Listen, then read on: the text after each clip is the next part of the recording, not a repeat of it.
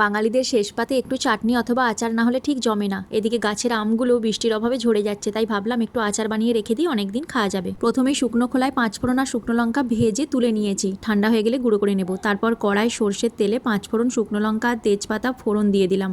তারপর কেটে রাখা আমগুলো দিয়ে কিছুক্ষণ ভেজে নেওয়ার পর হলুদ গুঁড়ো আর কাশ্মীরি লঙ্কার গুঁড়ো দিয়ে বেশ লাল লাল করে ভেজে নিলাম। এইবার 1 বাটি আখের গুড় দিয়ে দিচ্ছি। আখের গুড়টা দিয়ে বাটিটা ধুয়ে অল্প জল দিলাম। তারপর কড়াই ঢাকনা চাপা দিয়ে গুড়টা গলিয়ে নিলাম। গুড়টা সম্পূর্ণভাবে গলে গেলে পরিমাণ মতো লবণ দিয়ে আবারও কড়াই ঢাকনা চাপা দিয়ে দেব। তারপর কড়ার ঢাকনা খুলে দেখবে আমটা যখন টকবক করে ফুটছে, সেই সময় খুন্তি দিয়ে কয়েকটা আম একটু ঘেঁটে দিচ্ছি।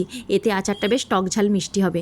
তারপর যেই বাটির আন্দাজে গুড় দিয়েছি সেই বাটির আন্দাজে হাফ চিনি দিলাম।